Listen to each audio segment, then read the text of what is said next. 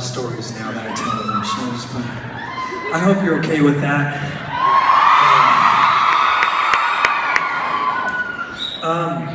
So we were talking about all the beautiful, that whole story. So this one kind of goes, it's like transitioning from that. And there was a time when I was doing an album, and it was called The Other Side of Down. And I'm glad you know that. So there was a time a few years back before my mission, I was doing a lot of interviews with these teenage magazines. So like these, I don't know how all of the, like there's Teen Beat, Tiger Beat, a lot of beats. Red Beat, Purple Beat, no. I like beats. I like pickle beats. I guess more than teenage beats. Anyway, there was all these magazines. They were just, I was doing a lot of the interviews for them, promotion and stuff, and they would ask, a lot of them kept asking this, like the same questions. And there was one that they kept asking me, and it was, okay, our readers want to know, do you like blondes or brunettes? Do you like green eyes, brown eyes, or blue eyes? And I was like, finally just like, half of the time I don't even know what a girl's hair color is. You can ask my sisters. They're just like, no, her hair is brown.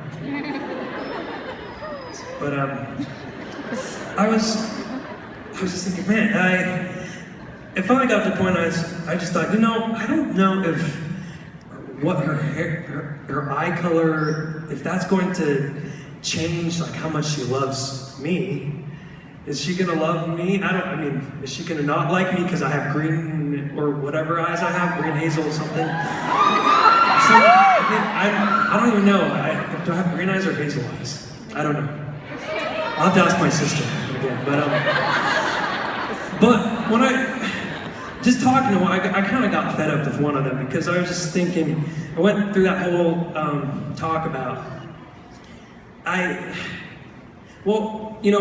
whoever I end up marrying, I want to be with them forever. I want to be with them always and forever. And, 40, 50 years from now, we're going to have the same hair color anyway, so why does that matter?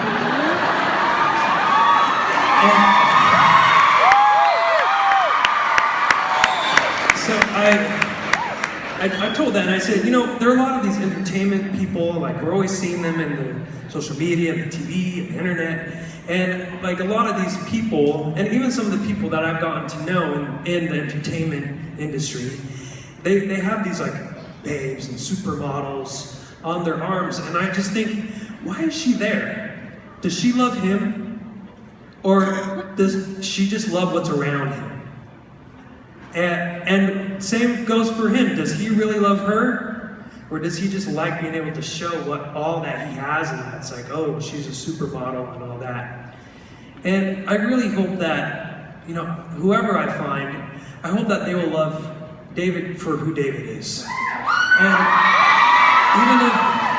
even if 30 years from now, like David's bald and has white hair or whatever, and everybody isn't thinking about him anymore, will she still love me? And I think that's important. So during this time, I was doing this album, The Other Side of Down, and the record label people kept saying, we need more love songs, we need them, and they'd send them. And they'd be, I kid you not, they'd be like, Shody, why'd you leave me? And things like that, like, even though I cheated on you, and it's just like,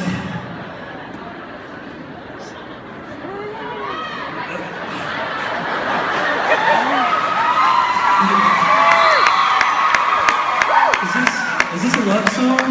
You calling this a love song?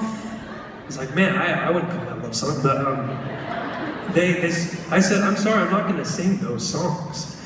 And they said, well, we need love songs though. And I said, fine, but I'll write my own love song. And so I'd like to sing that for you now. It's called My Kind of Perfect.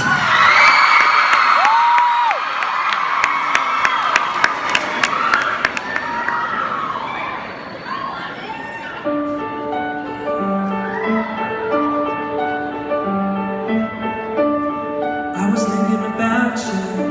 I drew a little picture, but some things you can't put on paper. Like you like shooting stars, or write songs on